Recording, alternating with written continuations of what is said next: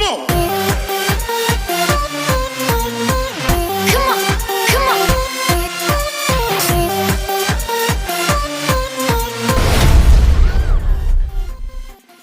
Assalamualaikum warahmatullahi wabarakatuh, teman-teman. Kali ini kita akan berbincang-bincang dengan Bapak Suryadin Laudang. Beliau adalah teman, guru, pengajar, apalagi ya, pembimbing, motivator, pokoknya lengkap. Lengkap ya? Lengkap. Bahkan ya kalau kita ada masalah gitu, terus ngobrol-ngobrol tentang bisnis, itu beliau selalu memberi solusi. Amin, amin, amin. Tapi kalau tahu sedikit tentang Pak Suryadin Laudang ini, bukan asli Jogja ya? Bukan, saya aslinya dari Solo, Mas. Oh, dari Solo malah? Iya, Bukan Sulawesi. Sulawesi.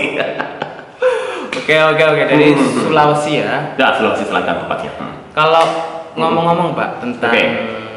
beliau, ya, ini kan beliau dikenal dengan KDJ ya? Iya, kampus dosen jualan, betul. Saya pertama kali itu dengar KDJ itu agak gimana gitu Pak, karena yang saya tahu ya, dosen itu kan biasanya terkait ilmiah-ilmiah gitu. Betul. Nah, ini kok jualan gitu? Kira-kira awalnya itu gimana Pak? Kok bisa menamakan lembaga pelatihan ya? Iya. Dan sebagainya itu KDJ.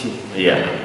Jadi KDJ itu belakangan sebenarnya. Jadi KDJ itu berdiri 1 Oktober 2014. Sementara sebelumnya, 2 tahun sebelumnya, jadi sekitar 2012, itu ada nama dosen jualan. Jadi dosen jualan itu saya lah, ya, personal brandingnya saya.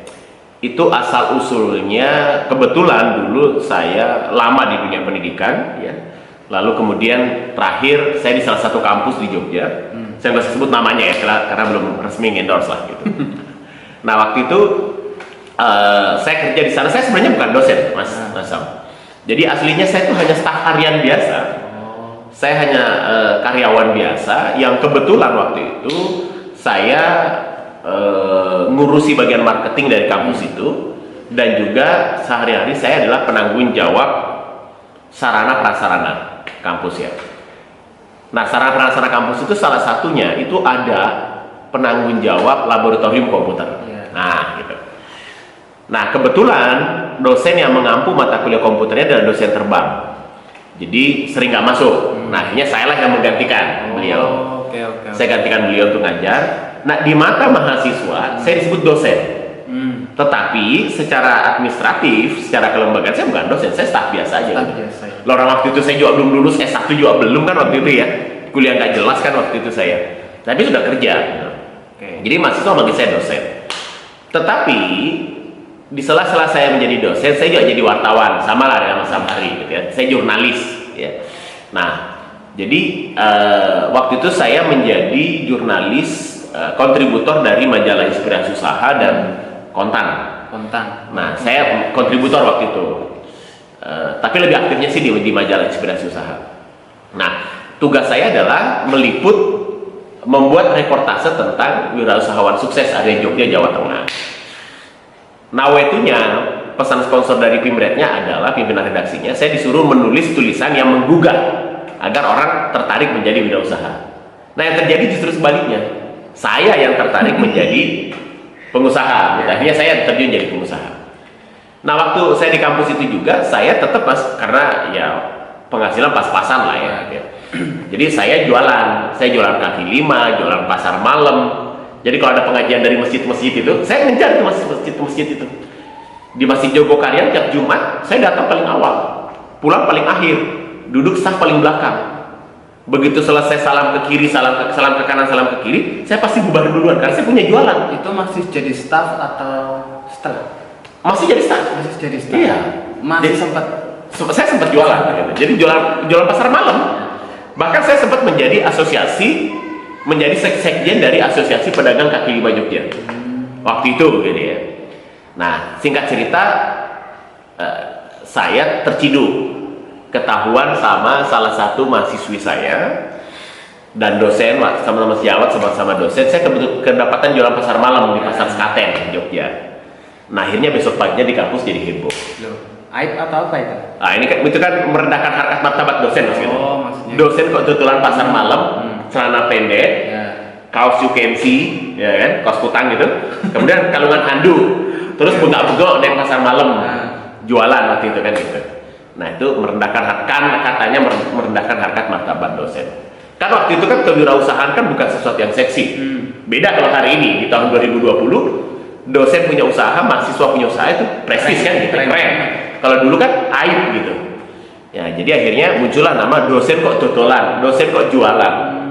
Jadi itu asal usulnya. Nah ditambah dengan teman-teman pemain online Jogja waktu itu dari OMG ya. Teman-teman dari OMG juga waktu itu akhirnya keceplosan selalu manggil saya dosen jualan, akhirnya ke bawah-bawah lah brand itu. Gitu ceritanya Mas. Memang dari menulis bisnis ya, habis itu tergugah sendiri ya? Tergugah sendiri, betul. Jadi akhirnya saya tergugah jadi pengusaha gitu. Kalau membaca sekilas di beberapa internet ya, itu sering disebutkan ada pengalaman pahit menyedihkan ketika jualan. Iya. Nah, kalau menurut Bapak nih, yang paling pahit ya dari perjalanan Bapak selama jualan itu apa? Paling pahit kalau dalam perjalanan bisnis dulu sih pahit ya. Pahit. Kalau sekarang pahit semua gitu. Kalau sekarang itu menjadi memorize gitu ya, menjadi kenangan sebenarnya. Yang di pasar malam tadi jualan apa, Pak? Saya jualannya macam-macam di pasar malam. Kalau yang di internet saya bacanya gorengan. Jadi tahun awal-awal kuliah itu saya jualan jagung bakar di Jalan Monjali. Jadi jualan jagung bakar rasa-rasa itu, jagung bakar rasa stroberi dan lain sebagainya. Lalu jualan gorengan juga iya. Lalu kemudian jualan opor ayam di halaman Jogja Expo Center. Itu sudah berkeluarga itu ya. Lalu di pasar malam itu apa aja saya jual, jualan kaos, jualan pakaian bekas, apa aja lah saya jual waktu itu. Jualan aksesoris juga di sampingnya Bank BNI itu juga pernah gitu. Jadi dulu nggak tetap apa aja, pokoknya ini jual, gitu. Ya, ini lagi rame, ini yang dijual. Musiman jadi.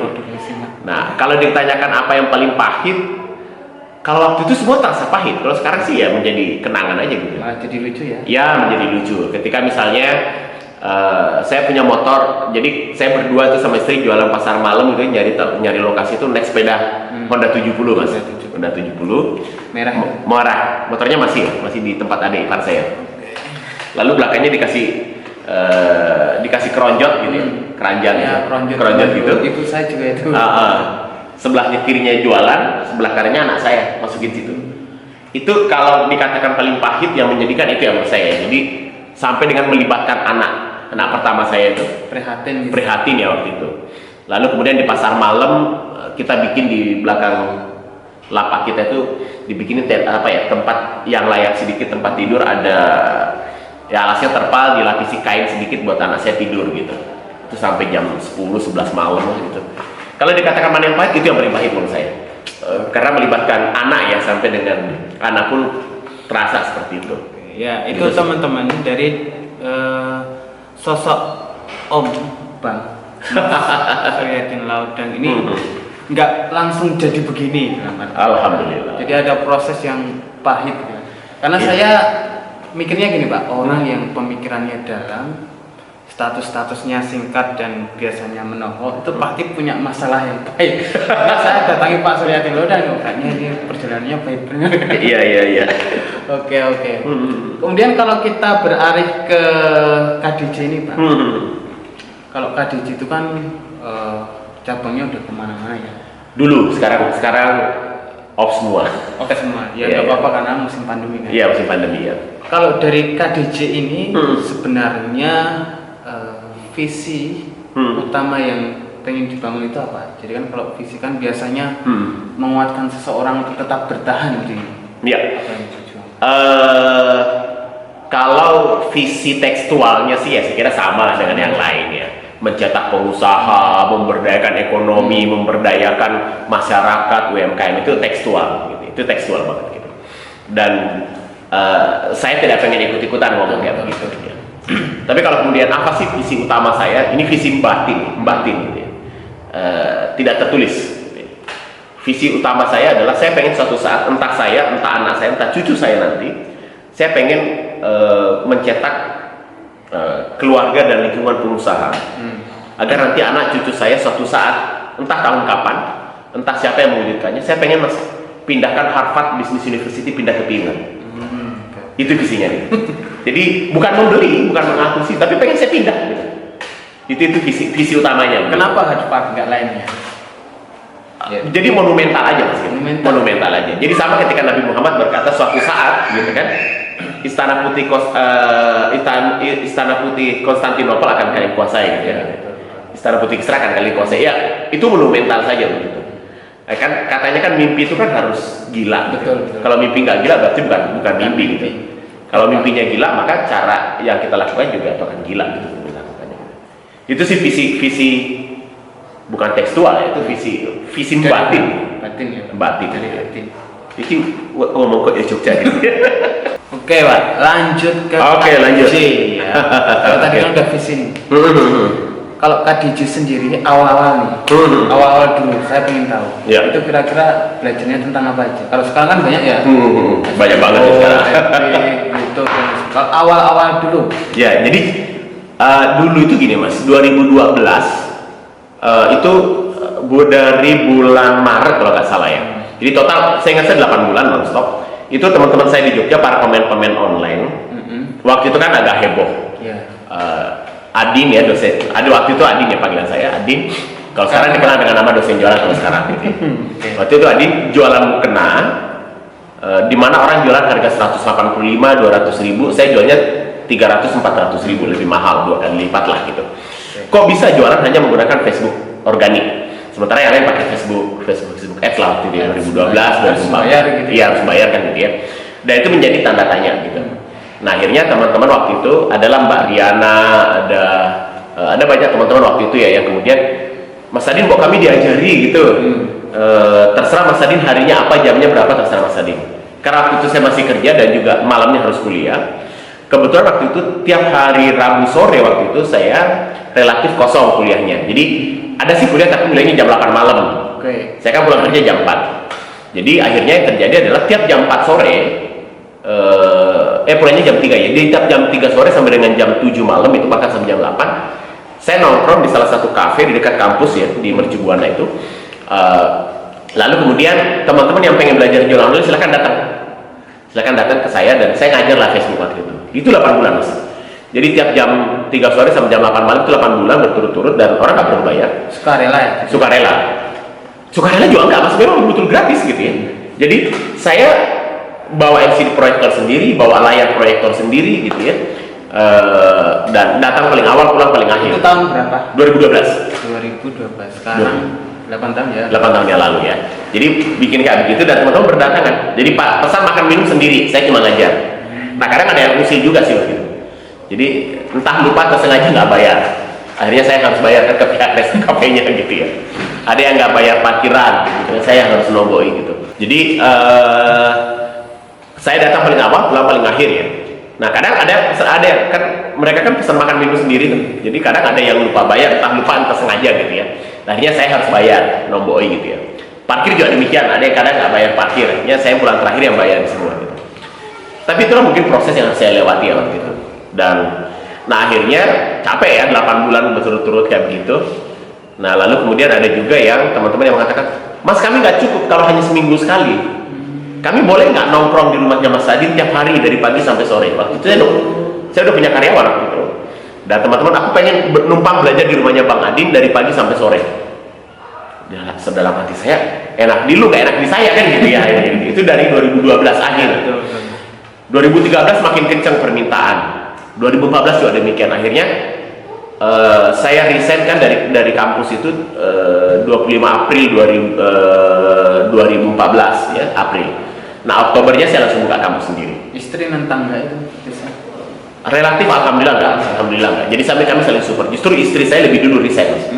Istri saya bidan dan lebih dulu resign. Nah Oktober ini saya buka kelas. Kelasnya di teras rumah saya. Ukurannya berapa ya? Ukurannya 3x4 kalau nggak salah. Kalau nggak 2,5x4 lah. Dan itu angkatan pertama saya buka kampus dosen jualan itu pesertanya 9 orang. Yang diajarin ya ilmu sederhana. Jualan di Facebook ya? Jualan di Facebook, Twitter, BBM waktu itu, lalu kemudian iklan baris. BBM apa? Oh, BBM, BlackBerry, ya. BlackBerry ya, nggak ada. Twitter waktu itu, Instagram sudah mulai lah ada waktu itu juga. Tapi yang paling powerful memang waktu itu adalah BB dan SMS ya waktu itu, SMS marketing. Oke.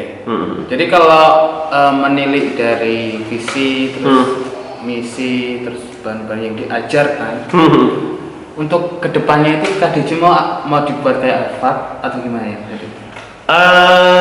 Kedepannya atau kampus kedepannya sih saya akan tetap istiqomah di jalur pendidikan non formal ya. Kenapa non formal? Karena kita butuh dunia teknologi, dunia IT, dunia sosial media itu kan dunia yang cepat perkembangannya, dinamisnya sangat cepat banget gitu ya. Perubahannya cepat banget. Nah, dan karena itu cepat, maka kemudian kurikulum kami juga harus cepat berubah. Kalau perlu seminggu sekali berubah, ya gitu ya. Nah, kalau saya menjadi institusi pendidikan formal itu nggak mungkin, karena ya salah sebagai orang pendidikan kita tahu lah ya. Kalau kemudian kita merubah kurikulum yang resmi gitu ya, lah dari dinas instansi, pengalaman saya sekian tahun di dunia pendidikan, kita ngajuin perubahan kurikulum hari ini itu asesnya 2 tahun yang akan datang. Sementara kalau di dunia internet, dunia sosial media kayak gini itu nggak kenal tahun, bulan aja enggak gitu, itu kenalnya minggu dan harian. Jadi kita akan tetap di kondisi non formal sambil menunggu ada payung hukum sendiri yang kemudian pemerintah membolehkan lembaga-lembaga seperti ini berjalan dengan apa ya, self manage, luas, self management, self curriculum, itu aja yang kita harapkan begitu. Kalau dari perjalanan Pak dosen ini, kira-kira siapa orang yang berpengaruh di kehidupan Pak? Kalau dari segi bisnis nih. Dari segi bisnis ya. Kalau dari segi bisnis sebenarnya yang paling pertama tentu adalah ibu saya almarhum. Karena dari kecil ibu saya dan kakek saya, karena dari kecil memang saya selalu diajari untuk jualan jamu biji waktu SD gitu ya. Sampai dengan saya tamat SMA dan memilih hijrah ke Jogja, memang ibu saya memaksa saya betul-betul untuk jualan, bukan bisnis, ya jualan. Lalu kemudian di fase kedua ada namanya Pak Bambang Haryo Prabowo dan Ibu Avianti Kartikasari. Itu adalah tempat saya kuliah diploma 1 dulu, dan kemudian kerja pertama kali di sana. Beliau juga yang banyak mengajarkan saya tentang dunia bisnis, termasuk mengelola lembaga pelatihan, karena beliau waktu itu memberikan kekuasaan penuh kepada saya untuk mengelola sebuah lembaga pelatihan. Lalu kemudian di fase berikutnya tentu adalah teman-teman dari majalah tadi, teman-teman koran tadi ya, yang memberikan saya inspirasi gitu ya. Di fase berikutnya saya kenal dengan Pak Agus Pirathamas ya. Beliau yang mengenalkan dunia digital marketing untuk jualan kepada saya gitu ya. Nah, bersamaan dengan fase ketika saya belajar internet marketing sama Pak Agus Pirathamas itu, saya kenal juga ada Mas Uceng ya, orang Sulawesi yang tinggal di Malang, yang banyak membantu saya belajar tentang blogspot waktu itu. Lalu ada Mas Wildan Amirul Hasan, orang Madura tapi tinggal di Jogja, itu juga ngajari saya tentang dunia blog gitu.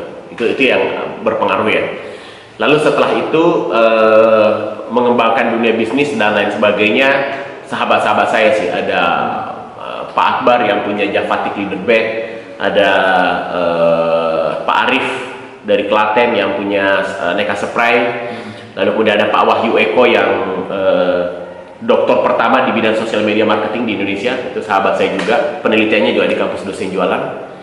Lalu fase-fase berikutnya ada Coach Fahmi ya dari Malang juga. Lalu ada Mbah Doni yang sekarang ini banyak membimbing saya tentang bagaimana manajemen anak-anak milenial. Itu sih mas, orang-orang yang bersejarah dalam hidup saya gitu. Kalau dilihat dari pembelajaran KDJ ya, sekarang banyak banget kan ya. Iya. Ada Facebook, terus internet IG, TikTok sekarang, YouTube. TikTok juga bisa? Iya, TikTok sekarang sudah ada juga. Dari sekian banyak itu, kalau Pak dosen nyikapinya gimana? Apakah harus fokus satu, semua hajar, atau gimana? Kalau pemula, baru pertama kali jualan, saran saya pilih salah satu. Satu dulu. Iya. Mana yang paling enjoyable, mana yang paling fleksibel digunakan, mana yang paling paham, itu dulu yang dihajar. Maksimalkan di situ. Karena pemula itu kan pasti kendalanya terutama ya yang persoalan waktu, persoalan tenaga, kemampuan, akses produk dan lain sebagainya kan pasti ada kendala di situ. Maka yang pertama kali mulai ya mulai dengan satu media yang paling gampang, paling familiar. Jadi bukan yang paling populer, bukan yang paling powerful, tapi yang paling familiar dulu gitu. Karena kan harus dicintai dulu kan gitu ya. Nah, tapi seiring dengan perkembangan waktu, ketika levelnya sudah grow up, naik ke scale up, tentu kan yang dibicarakan kan bukan lagi tentang, kalau fase pertama tadi kan startup baru mulai, kan goalnya adalah yang penting dapur ngebul, ya kan? Yang penting urusan perut beres gitu. Nah, tapi ketika sudah grow up, scale up dan lain sebagainya kan sudah ada persoalan karyawan, ada persoalan pajak, ada biaya ini, biaya itu, ada riset, ada SDM dan lain sebagainya. Maka nggak bisa mengandalkan satu pintu masuk aja gitu. Jadi semua media sebaiknya dipakai. Filosofinya adalah dimanapun orang nyari produk Anda, maka Anda harus ada di situ. Ada orang nyari Anda di marketplace, ya Anda harus ada di marketplace. Nyari Anda di YouTube, Anda harus ada di YouTube. Nyari Anda di Instagram, Anda di Instagram. Nyari Anda di TikTok, ya Anda harus ada di TikTok. Nyari di web SEO, ya Anda harus ada di web SEO gitu. Kalau Pak Husen sendiri kan juga ada beberapa produk kan? Iya. Kalau Bapak sendiri sering yang banyak pasti kan ada satu yang dilebihkan. Iya. Apa kira-kira kalau produknya? Saya pasti Facebook organik. Facebook organik, lalu kemudian ditambah dengan Instagram. Facebook organik, lalu kemudian WA, baru kemudian Instagram. Mungkin bisa dijelaskan sedikit Pak, Facebook organik itu gimana jualannya? Satu, karena memang saya dari dulu kan memang mainnya di Facebook organik. Facebook organik kenapa penting? Karena bagi saya Facebook organik itu yang paling banyak, paling mudah lah mencari market ya. Enggak iklan ya ini? Enggak iklan, enggak pakai iklan berbayar. Jadi hanya Facebook profile gitu ya. Itu kan paling gampang mencari teman tertarget, buyer tertarget gitu. Lalu kemudian paling familiar di seusia kita ya. Beda cerita kalau kemudian di adik-adik kita gitu. Nah, dan di Facebook organik itu kan ada banyak banget. Saya ngitung ada kurang lebih 77 ruangan tempat kita bisa numpang jualan gitu. Mulai dari foto profil, foto sampul, statusnya sendiri, notesnya, grupnya, fanpage-nya, macam-macam gitu. Jadi itu sih alasannya mas. Karena itu paling familiar bagi saya. Even memang saya menggunakan media yang lain, tapi selalu ketika saya starting satu produk pasti dari situ dulu, dari organik dulu. Oke. Jadi kalau ini kan masa pandemi Pak, kira-kira Kak DJ mau buka kapan lagi nih Mas? Biar teman-teman tahu. Minat. Kita 5 bulan off ya. 5. Maret, April, Mei, Juni, Juli. Ini kita off total. Insya Allah ini mulai persiapan per hari ini 3 Agustus ini kita persiapan. Insya Allah tanggal 10 Agustus kita sudah mulai running kembali dengan program beasiswa dulu. Oke, ini sebagai bentuk peduli kami juga ya pada teman-teman yang pengen start mulai jualan online, atau teman-teman yang sudah jualan online tapi kemarin merosot mungkin omsetnya di pandemi kemarin. Maka per tahun ini kita per tanggal 10 Agustus besok kita buka program beasiswa mas. Jadi untuk 18 orang pemuda-pemudi di bawah 28 tahun ke bawah itu kita berikan beasiswa belajar jualan online di kampus dosen jualan selama 1 tahun full. Tanpa biaya ya, dan kita sediakan produknya. Oke. Jadi kalau beasiswa akan dibuka lagi ya Pak? Iya.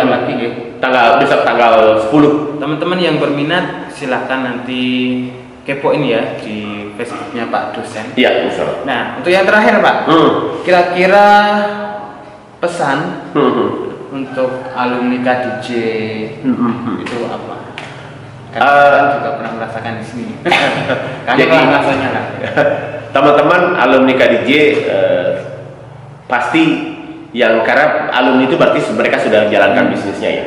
Dan saya yakin dan percaya mungkin 80% dari alumni KDJ mungkin berasa banget ya pas pandemi kemarin pasti bisnis lintang-pukan lah gitu ya.